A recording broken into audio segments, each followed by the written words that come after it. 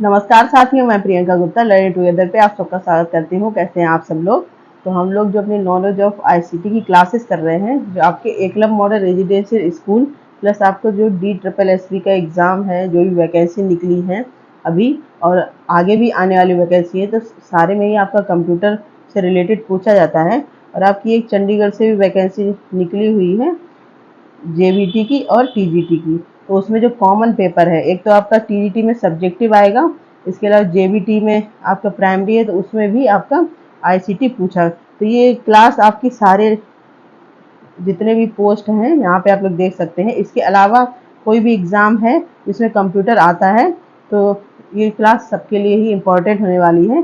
तो इस क्लास को सारे लोग देख सकते हैं जिनके भी एग्ज़ाम में कंप्यूटर आता है। ठीक है, और आप लोग कमेंट करके ज़रूर बताइएगा कि आपको मेरी क्लासेस पसंद आती हैं या नहीं आती हैं। जो आईसीटी करवाई जा रही है आपको समझ में आता है या नहीं आता है, क्योंकि बहुत सारे बच्चे हैं जिनकी काफ़ी कमेंट आ रहा है कि केवल पीडीएफ ऐसे पढ़ा दिया जाता है या फिर जो भी आप समझाया नहीं जाता है। तो आप लोग प्लीज़ एक बार कमेंट करके बताइए, जिससे कि मैं और अच्छे से इम्प्रूव कर पाऊँ, क्योंकि मैं भी आप लोगों के साथ बहुत सारी चीज़ें सीखती हूँ।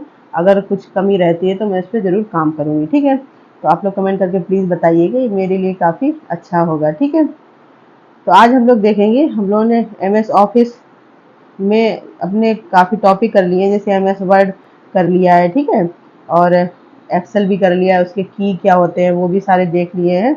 आज हम लोग देखेंगे कि पावर पॉइंट और जो एमएस एक्सेस आपका होता है वो कैसे वर्क करता है, उनको कैसे सारी कीज़ वगैरह होती हैं, फिर कौन कौन से बार होते हैं जिनका यूज हम लोग कैसे करते हैं। ठीक है, तो सबसे पहले आप लोग जब अपनी कंप्यूटर की स्क्रीन पे एमएस ऑफिस टाइप करते हैं या फिर direct MS power point type करते हैं, तो कुछ इस प्रकार से आपकी स्क्रीन आती होगी। जो लोग यूज़ करते हैं उनको पता होगा। ठीक है, जिसमें आपका ये यहाँ पे होम आता है, इंसर्ट, डिजाइन, एनिमेशन, इसके बाद स्लाइड शो, रिव्यू, व्यू, ठीक है, और ये ब्लैंक पेज भी आता है।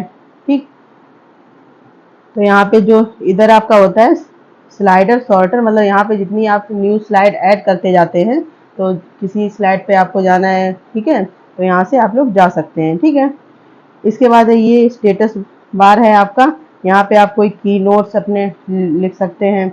इसके बाद ये यहाँ पे जूम स्लाइडर होता है, आप जूम इन कर सकते हैं, मतलब छोटा और बड़ा कर सकते हैं। ठीक है, और ये बटन होती है कि आपको एक पेज पे सारा देखना है, ठीक है, या फिर जितनी भी आपने स्लाइड देखी है तो छोटे छोटे एक ही पेज पे सारी दिखा दी जाती हैं।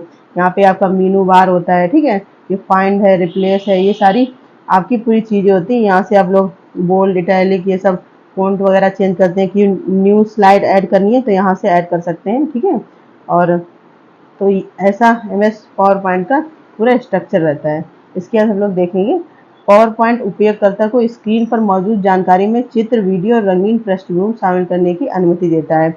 अब पावर पॉइंट में क्या होता है, जैसे आपको कोई अपनी चीज़ की प्रेजेंटेशन देनी है, ठीक है, आपको उसमें फ़ोटोज़ भी लगानी है, इसके बाद आपने कोई वीडियो भी चला के दिखानी है, ठीक है, तो कलरफुल दिखानी है कि बहुत अच्छे अच्छे इसमें ग्राफिक्स होते हैं, जिससे आप एक अट्रैक्टिव वे में अपनी बात को समझा सकते हैं और बता सकते हैं। ठीक है, प्रस्तुति तैयार करने के बाद आप इसे एक छोटी टीम या बड़े दर्शकों के सामने प्रस्तुत कर सकते हैं। जैसे जो लोग रिसर्च वर्क करते हैं वो भी जैसे पूरा एक स्ट्रक्चर बना के पावर पॉइंट की फॉर्म में पूरा समझा सकते हैं कि कहाँ पे कितना वर्क हो रहा है, या फिर कोई डेटा आपको दिखाना है तो वो भी इसमें चार्ट वगैरह भी इंक्लूड कर सकते हैं सारी चीज़ें। ये शानदार दृश्य बनाता है जिससे आपके विचारों को प्रभावी ढंग से संप्रेषित करना आसान हो जाता है।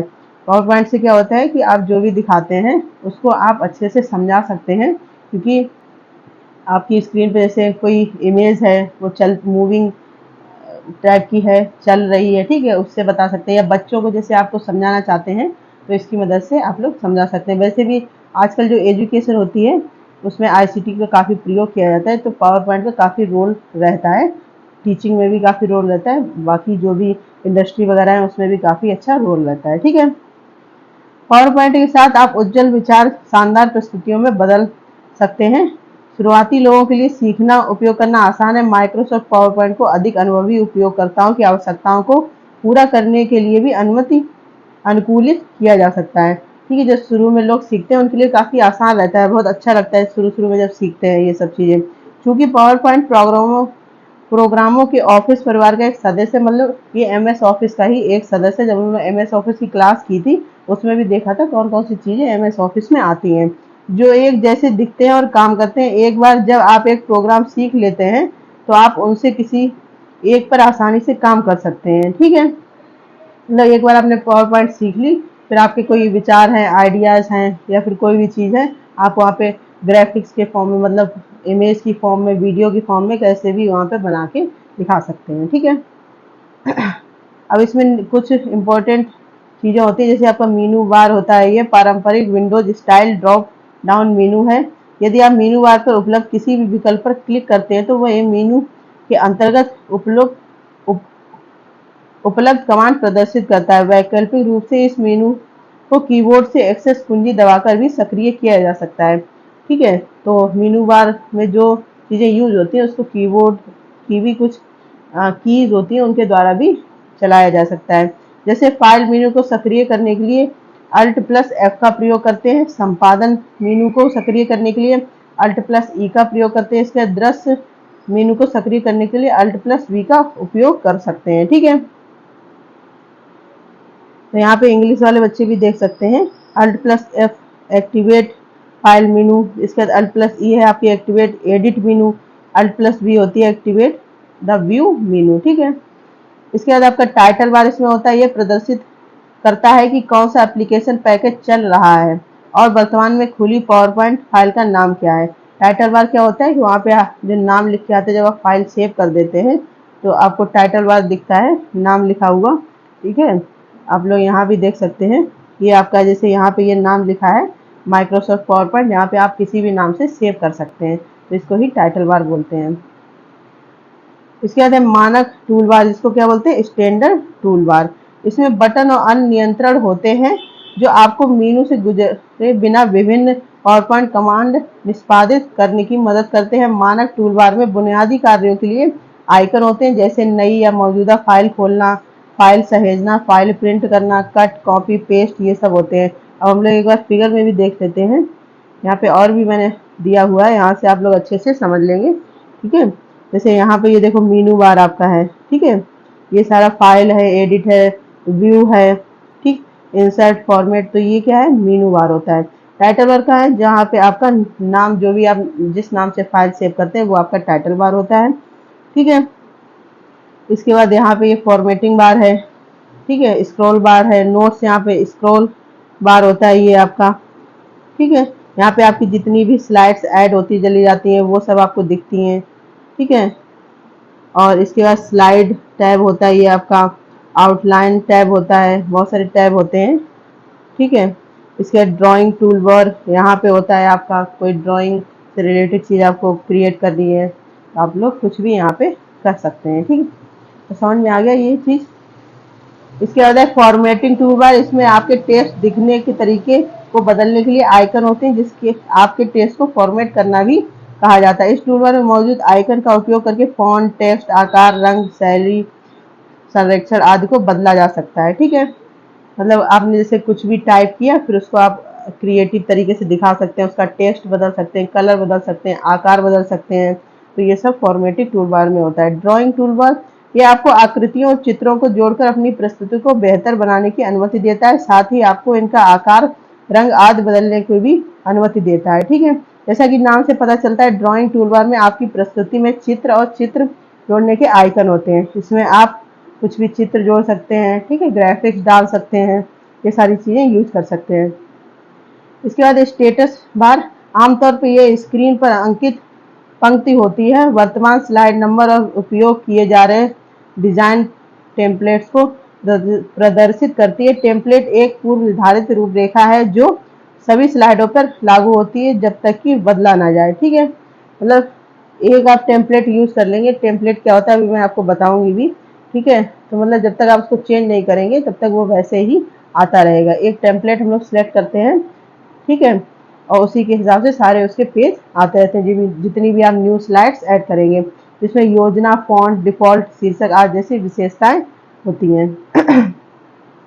अब यहाँ पे कुछ देखते हैं, ये MS पावर पॉइंट 2010 जो है उसके बारे में दिया गया। ये रिबन नेम रिबन क्या होता है, जितने भी ये सारे आपकी चीज़ें होती है, जैसे होम है, insert, design, transitions, animation, slide show, review, view, ये सब आपकी क्या कहलाती है, रिव्यू कहलाती है। आपकी क्या कहलाती है, रिबन कहलाती है। ठीक है। इसके बाद कमांड, अब इसके अंदर भी जैसे होम में आपका क्या होता है, क्लिपबोर्ड होता है, स्लाइड्स होती है, font, paragraph, drawing, editing. Insert में क्या, टेबल्स। इंसर्ट मतलब आप क्या क्या इंसर्ट कर सकते हैं, इसमें टेबल्स ऐड कर सकते हैं, इमेजेस ऐड कर सकते हैं। ठीक है। और लिंक्स हैं, टेक्स्ट हैं, सिम्बल्स हैं, मीडिया हैं, ये सब आप ऐड कर सकते हैं। इसके डिज़ाइन में क्या कि पेज का कैसे सेटअप रखना है, क्या थीम रखनी है, बैकग्राउंड उसका कैसे रखना है। ट्रांजिशन में प्रीव्यू ट्रांजिशन, मतलब ट्रांजिशन दिखाए, टाइमिंग भी आप फिक्स कर सकते हैं कि इतने टाइम तक ये चीज़ दिखेगी, उसके बाद नेक्स्ट चीज़ दिखेगी। ठीक है। Animation, preview animation. एनिमेशन का जैसे आजकल बहुत सारा यूज भी हो रहा है, एनिमेटेड मूवी भी आती हैं, आप लोगों ने देखी होंगी, तो उसका प्रयोग यहाँ कर सकते हैं। स्लाइड शो, अब स्लाइड को कैसे पहले हम ही लोग देख लेते हैं, चेक कर लेते हैं कि सारी चीज़ें सही दिख रही हैं कि नहीं। इसका रिव्यू है आपका, जिसमें proofing, language, comment and compare. View में आप जो भी स्लाइड बनाते हैं उसको जूम करके देख सकते हैं। ठीक है, छोटा करके देख सकते हैं, बड़ा करके देख सकते हैं, ये सारी चीज़ें इसमें होती हैं। तो ये सारे वार हैं आपके, यहाँ पे आप लोग देख सकते हैं, बहुत सारी चीज़ें होती हैं एडिटिंग के लिए। इसके बाद एक पावर पॉइंट प्रस्तुति स्लाइडों की एक श्रृंखला बनी होती है, जिसमें वह जानकारी होती है जिसे आप दर्शकों के साथ संवाद करना चाहते हैं। पावर पॉइंट में ऐसी सब चीज़ें तैयार की जाती हैं जिसे आपको जहाँ पे दिखाना है तो वहाँ पे उनके साथ आप कम्युनिकेट कर पाएँ, कम्युनिकेट के साथ साथ जो भी आपकी चीज़ें हैं उसको दिखा पाएँ। क्योंकि आप जब बात भी कर रहे हैं, समझा भी रहे हैं और कोई फ़ोटो वगैरह पिक्चर दिखा रहे हैं, जैसे यहाँ पे ही मैंने आपको ये सब दिखाया है, तो आपको ज़्यादा अच्छे से समझ में आ रही होगी चीज़ें, तो उस प्रकार से यहाँ पे दिखा सकते हैं। इस जानकारी में पाठ, चित्र, चार्ट, वीडियो, ध्वनि, बहुत कुछ शामिल हो सकता है। ये कक्षा पावर पॉइंट का उपयोग करने की अनिवार्यता को शामिल करती है, जिसमें आरंभ करना, स्लाइड जोड़ना, स्लाइड में टेक्स्ट और चित्र जोड़ना, अपनी प्रस्तुति का रूप बदलना और अपने पावर पॉइंट स्लाइड शो को प्रस्तुत करना, सहेजना, प्रिंट करना, ये सारी चीजें इंक्लूड होती हैं। ठीक है। अब जैसे सबसे पहले जब स्टार्ट करते हैं, ठीक है, जब सबसे पहले स्टार्ट करते हैं तो क्या दिखता है, दिखता है यहाँ पे, तो क्लिक कहाँ पे करेंगे, click button in the task bar. तो ये आपका टास्क बार है, स्क्रीन के नीचे टास्क बार स्टार्ट बटन पे क्लिक करेंगे। ठीक है। फिर क्या है, पावर पॉइंट स्टार्ट स्क्रीन और टेम्पलेट। जब पावर पॉइंट खुलता है तो ये स्टार्ट स्क्रीन प्रदर्शित करता है, जो सभी टेम्पलेट विकल्प दिखाता है। जब आप उसको ओपन करते हैं तो पहले सब सारे आपको टेम्पलेट दिखाएगा, फिर जो भी टेम्पलेट्स आपको पसंद है वो आप सिलेक्ट करके ओपन कर सकते हैं। पहले से बनाए गए पावर पॉइंट प्रेजेंटेशन को खोलने के लिए अन्य प्रस्तुतियां खोलें पर क्लिक करें। अधिक टेम्पलेट office.com से डाउनलोड किए जा सकते हैं। अगर आपको जितने भी टेम्पलेट्स में दिए हैं वो नहीं समझ में आ रहे हैं तो आप office.com से और भी टेम्पलेट डाउनलोड कर सकते हैं। ऑनलाइन टेम्पलेट खोजें, बॉक्स में टाइप करके उपलब्ध टेम्पलेट खोजें। ठीक है, खोलते हैं। सबसे पहले ऐसा आता है, हम लोग देख चुके हैं। ठीक है, अब इसके क्या क्या कंपोनेंट, हम लोग रिबन की बात कर चुके हैं। ठीक है, रिबन मैंने आपको बताया क्या क्या होता है। इसके बाद है, यहाँ पे देख लेते हैं, ये आपके रिबन होते हैं सारे, क्या क्या कमांड देनी है, कैसे यूज करना है, सारी चीज़ें इसमें इंक्लूड हो जाती हैं। इसके क्विक मतलब कुछ इसमें शॉर्टकट क्विक टूल बार भी दिए जाते हैं, जिससे आप आसानी से शॉर्टकट कर सकते हैं कि यूज कर सकते हैं। जैसे क्विक एक्सेस टूल बार का उपयोग अक्सर उपयोग किए जाने वाले कमांड या फीचर्स के शॉर्टकट को स्टोर करने के लिए किया जाता है। डिफ़ॉल्ट रूप से सहेजे पूर्ववत करें और पुनः करें उपलब्ध। ठीक है, टूल बार को अतिरिक्त कमांड शामिल करने के लिए अनुकूलित किया जाता है। मतलब जैसे आपका सेव है, अंडू है, रीडो है, तो आपने देखा होगा, यहाँ पे आप लोग देख सकते हैं जैसे ये सारी चीज़ें दी गई हैं आपकी। ये सेव का आइकन होता है, यहाँ से आप डायरेक्ट सेव कर सकते हैं। इसमें आपको फाइल में जाके सेव नहीं करना है। ठीक है, डायरेक्ट पेस्ट कर सकते हैं। यहाँ पे क्लिपबोर्ड दिया गया है। ठीक, तो ये सारी चीज़ें जो डायरेक्ट है, आप केवल क्लिक करके उसको यूज कर सकते हैं। अब हम लोग बात करेंगे स्लाइड्स की। तो स्लाइड क्या है, जैसे स्लाइड कैसे आती हैं, जैसे आपने यहाँ पे ये न्यू स्लाइड है, यहाँ पे क्लिक करोगे। ठीक है, तो ये आपकी ऐसे तो एक तो ओपन ही होके आएगी, जैसे इस प्रकार से आ जाएगी। फिर इसमें आपको ऐड करना है, जब इस पर राइट क्लिक करोगे, ठीक है, कौन सा क्लिक करना है, राइट क्लिक आप करेंगे तो इस प्रकार से एक पॉपअप डाउन डायग्राम आएगा जिसमें कट होता है, कॉपी पेस्ट, न्यू स्लाइड होती है, डुप्लीकेट, डिलीट स्लाइड, ये सारे ऑप्शन होते हैं। जो भी आपको करना है वो आप कर सकते हैं, ठीक है। अब नई स्लाइड कैसे चूज करेंगे, तो उसके लिए भी सबसे पहले क्या होता है, आप होम टैब पे जाएंगे, यहाँ पे ये न्यू स्लाइड है। अब देखो ये आपके क्या है कि पूरे लेआउट दिए गए हैं, किस किस प्रकार से आपको रखने हैं, ठीक है। ये देखो दिए गए अलग अलग से। अब आपको इनमें से जो भी सिलेक्ट करना है उस पर क्लिक करके आप अपना ओपन कर सकते हैं पावर पॉइंट। इसके बाद प्रेजेंट व्यू, जब आप पूरी अपनी फाइल या जो भी बना लेते हैं उसके बाद आपको देखना है कि सारी चीज़ें सही हैं, तो प्रस्तुत करता दृश्य आपको नोट फलक में बनाए गए नोट्स देखने, अगली स्लाइड का पूर्वावलोकन देखने, अपनी प्रस्तुति की लंबाई का ट्रैक करने, सभी स्लाइडों के थंबनेल देखने, स्लाइड पर जूम इन करने, अपनी स्लाइड पर इंगित करने या लिखने की अनुमति देता है, ठीक है। और स्लाइड्स को छुपाए या दिखाए, उदाहरण के लिए आपकी प्रस्तुत, तो मतलब आप प्रीव्यू करेंगे तो उसमें भी बहुत सारी चीज़ें होती हैं। आपका टाइम देता है कि कितने टाइम तक एक स्लाइड कितने टाइम तक चलेगी, उसके बाद नेक्स्ट चलेगी, ठीक है, और कितनी लंबी हो रही है आपकी पूरी प्रेजेंटेशन, ठीक। तो ये सारी चीज़ें इसमें दिखाता है। यहाँ पे हम लोग देखेंगे अब कैसे करते हैं। जैसे ये ओपन आपने कर लिया, पूरी आपकी फाइल तैयार हो गई, फिर ये यहाँ पे आइकन दिया होता है प्रेजेंटर व्यू, इस पर जब आप क्लिक करेंगे और ये आइकन किस में आता है, यहाँ पे एक स्लाइड शो करके आता है, उसमें क्लिक करेंगे तो उसमें ही आपका ये सामने दिखेगा। अब इसको ओपन करेंगे तो आप इसमें टाइमर भी फिक्स कर सकते हैं, ठीक है, घड़ी का यूज कर सकते हैं। इसके बाद प्रीव्यू द नेक्स्ट स्लाइड, मतलब नेक्स्ट स्लाइड कितनी देर में आएगी, या फिर आपको कोई नोट डालना है अपनी प्रेजेंटेशन में वो भी आप कर सकते हैं। मोर स्लाइड के ऑप्शन होते हैं, ठीक है, कि मतलब आपको ब्लैक रखनी है या फिर ब्लैक के अलावा कुछ रखना है, वो भी ऑप्शन होता है। यहाँ पे आपका ये पेन है, इससे आप कुछ लिख सकते हैं, ठीक है। तो यहाँ पे बहुत सारे फीचर्स दिए गए हैं जिसका आप यूज करके और भी अट्रैक्टिव वे में अपनी जो भी स्लाइड है उसको दिखा सकते हैं, ठीक है। इसके बाद हम लोग देखेंगे MS एक्सेस क्या होता है। ये ज़्यादातर मेन ऑफिस या कोई पर्टिकुलर उसके लिए यूज होता है, ठीक है।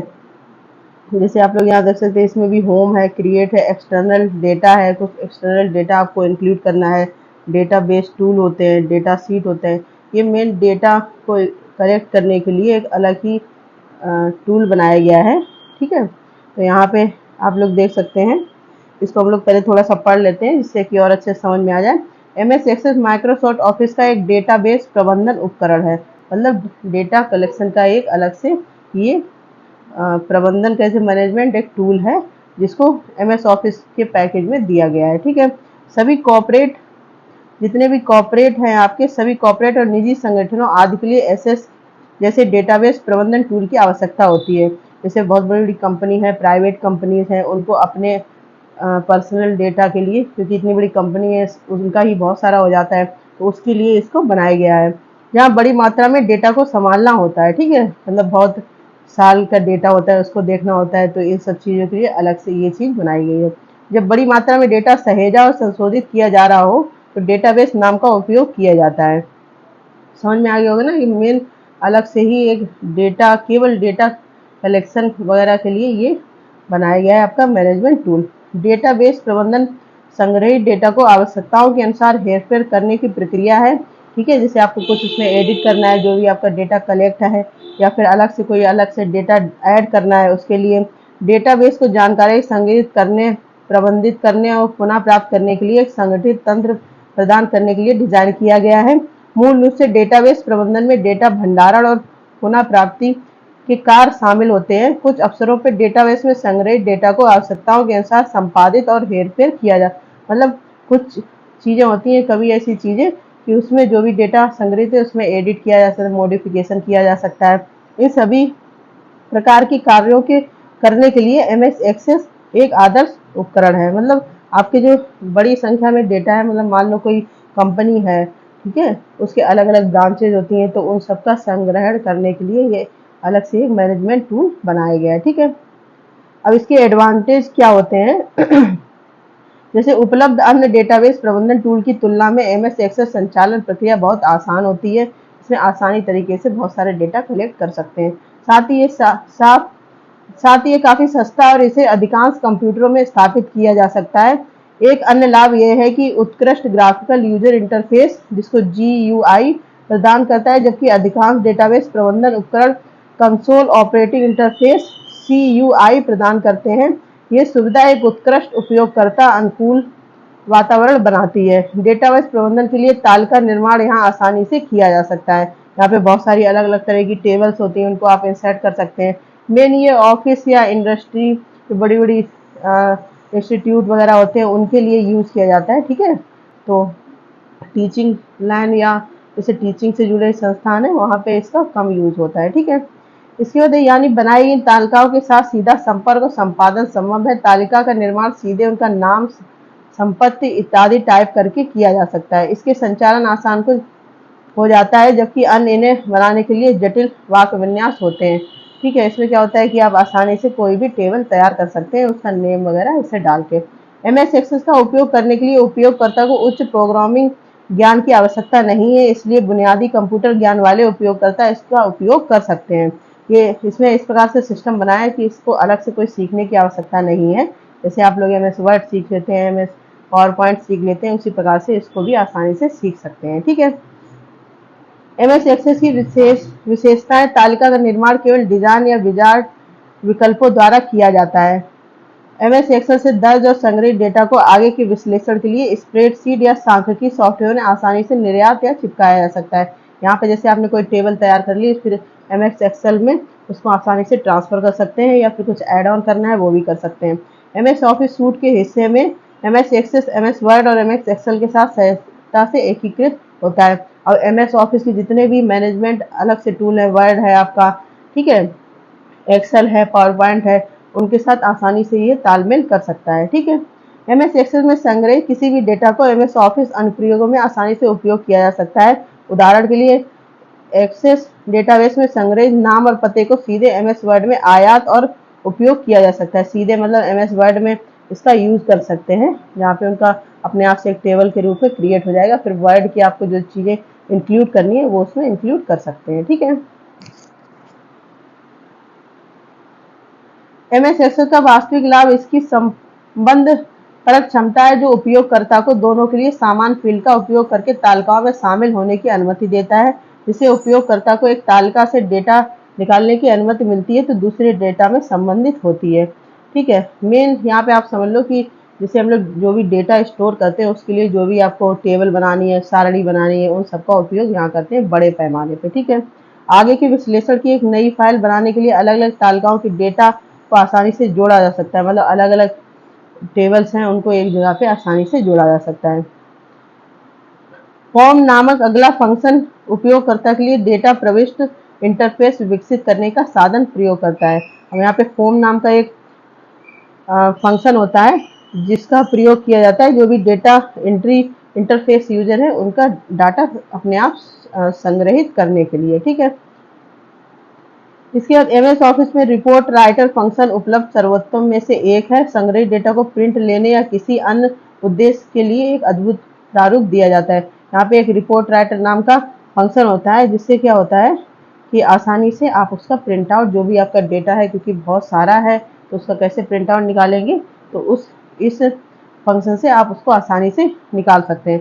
वैध डेटा को बीमा करने का एक अन्य पहलू यह सुनिश्चित करता है कि कोई डेटा दोहराया ना हो। ठीक है, एक्सेस जो विकास वातावरण प्रदान करता है वह तीव्र अनुप्रयोग विकास का समर्थन करता है। सामान्य तौर पर कम प्रोग्रामिंग ज्ञान वाले उपयोगकर्ता MS एक्सेस का प्रभावी ढंग से उपयोग कर सकते हैं।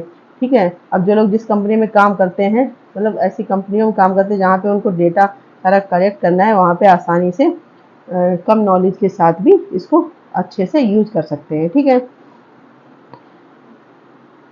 उपयोगकर्ता को अच्छे डेटाबेस प्रबंधन का बहुत प्रभावी उपयोग प्रदान करने के लिए फाइल संपादन जैसी उपयोगी मेनू इसमें होती है। MS एक्सेस के लिए कोई कंसोल विंडो, कोई जटिल सिंटैक्स और कोई जटिल क्वेरी नहीं होती। मतलब कोई भी अलग से आपको इसमें प्रोग्रामिंग सीखने की ज़रूरत नहीं है, कोई अलग से चीज़ें सीखने की ज़रूरत नहीं है, आप इसको आसानी से यूज कर सकते हैं।